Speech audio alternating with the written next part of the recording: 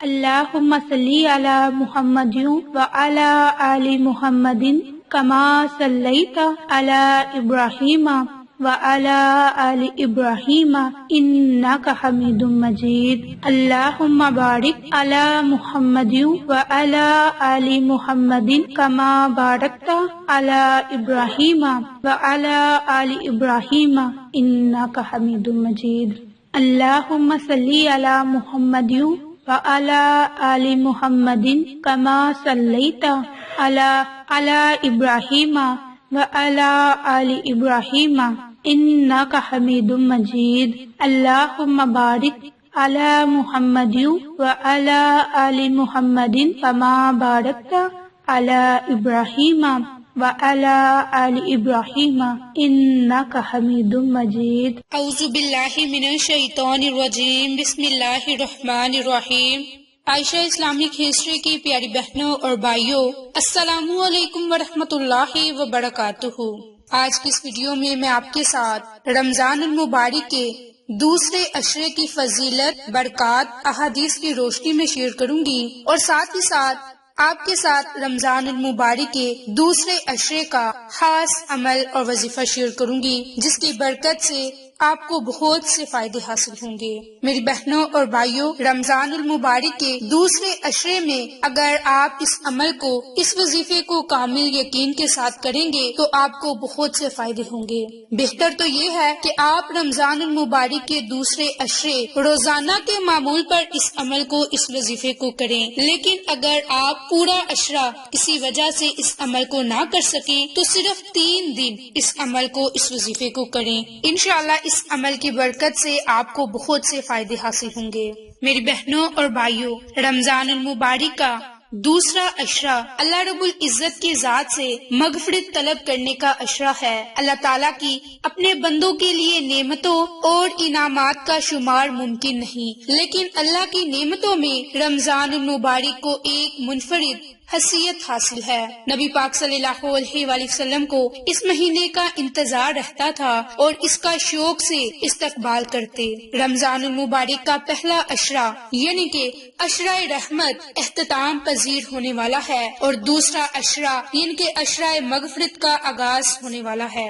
رمضان المبارک اللہ تعالیٰ کی رحمت، بخشش اور مغفرت کا مہینہ ہے۔ وہ لوگ خوش قسمت ہیں جنہوں نے اس ماہ مبارک میں، اس مقدس مہینے میں روزے رکھے، عبادات کے ذریعے اللہ کو راضی کیا۔ یہ وہ مبارک مہینہ ہے کہ جس میں اللہ تعالیٰ نفل کا ثواب فرض کے برابر اور فرض کا ثواب 70 گنا بڑھا دیتا ہے، کیونکہ روزہ ایک ایسی عبادت ہے کہ نبی پاک صلی اللہ علیہ وآلہ وسلم کے ارشاد کے مطابق زندگی کے ان تمام مراحل میں کارآمد ثابت ہوتا ہے۔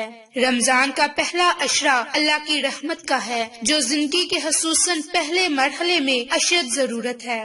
دوسرا عشرہ مغفرت کا ہے، جو زندگی کے دوسرے مرحلے کے کارآمد ہے، اس کی وجہ سے قبر میں راحت ملے گی۔ اور تیسرا عشرہ جہنم سے آزادی کا ہے، جو زندگی کے تیسرے مراحل میں کارآمد ہے۔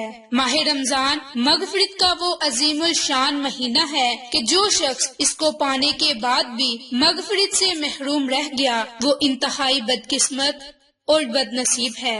حضرت ابو ہریرہ سے روایت ہے کہ نبی پاک صلی اللہ علیہ وآلہ وسلم نے ارشاد فرمایا کہ 3 آدمیوں کی دعا کبھی رد نہیں ہوتی، ایک روزے دار کی افطار کے وقت، دوسرا عادل بادشاہ کی، اور تیسرا مظلوم کی۔ حدیث پاک میں ارشاد ہے کہ اے لوگو، اتنی ہی عبادت کرو جو قابل برداشت ہو، کیونکہ اللہ ثواب دینے سے نہیں تھکتا یہاں تک کہ تم خود عبادت کرنے سے اکتا جاؤ گے۔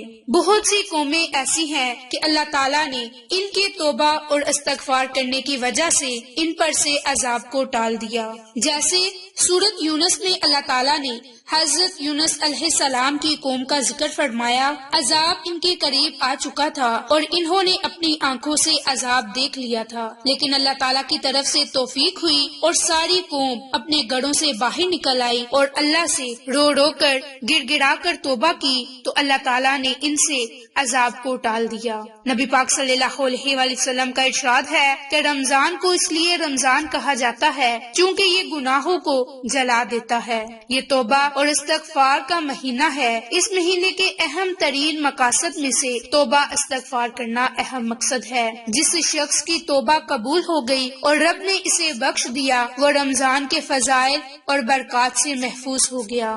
رسول اللہ صلی اللہ علیہ وآلہ وسلم لمحہ با لمحہ توبہ استغفار کیا کرتے تھے۔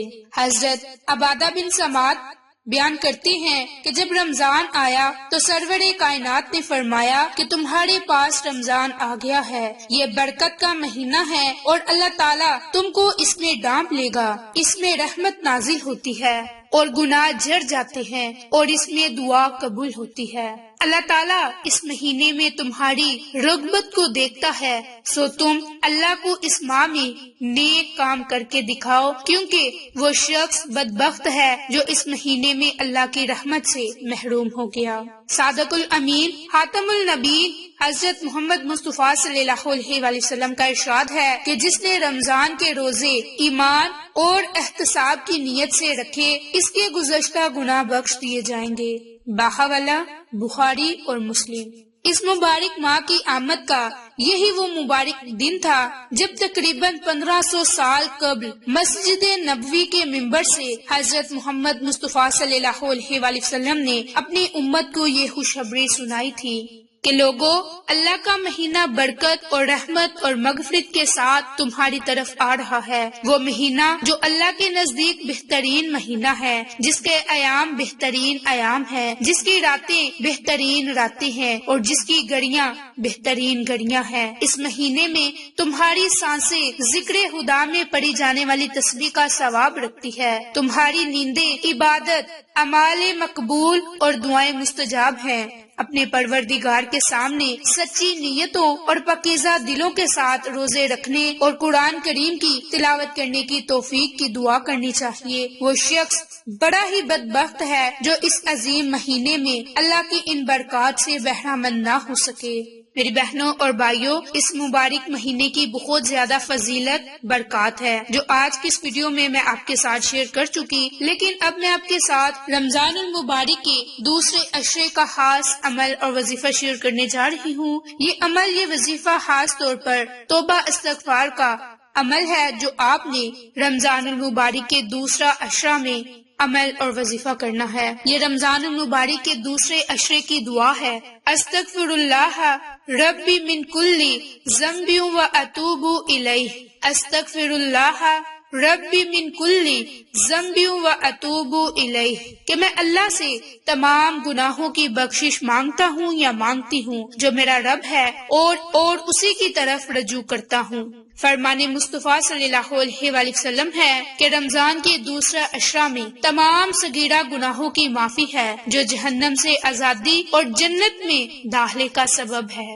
رمضان المبارک کے اس مبارک مہینے میں یہ عمل، یہ وظیفہ ضرور کریں، انشاءاللہ اس کی برکت سے اللہ رب العزت کی ذات آپ کے تمام گناہوں کو معاف فرمائے گی۔ آپ اللہ رب العزت کی ذات سے جو دعا مانگیں گے وہ دعا ضرور قبول ہوگی۔ آپ نے رمضان المبارک کے دوسرا عشرہ مبارک میں کثرت سے توبہ استغفار کرنی ہے، اپنے گناہوں پر ندام ہونا ہے، اللہ تعالیٰ سے رو رو کر دعائیں مانگنی ہے۔ اللہ رب العزت کی ذات آپ کے گناہوں کو معاف فرمائے گی۔ میری بہنوں اور بھائیوں، آپ نے یہ عمل، یہ وظیفہ رمضان کے دوسرے عشرہ میں لازم کرنا ہے۔ انشاءاللہ اس کی برکت سے آپ کو بہت سے فائدے ہوں گے، اور یہ فائدے نہ صرف دنیاوی فائدے ہوں گے بلکہ یہ آخرت کے فائدے بھی ہوں گے۔ تو آپ ان اعمال سے فائدہ اٹھا لیں، یہ موقع بار بار آپ کو نصیب نہیں ہوگا، اس لیے اس سے فائدہ ضرور اٹھائیں۔ آپ کو ہماری ویڈیوز پسند آئیں تو اسے لائک، شیئر اور سبسکرائب کریں۔ جزاک اللہ۔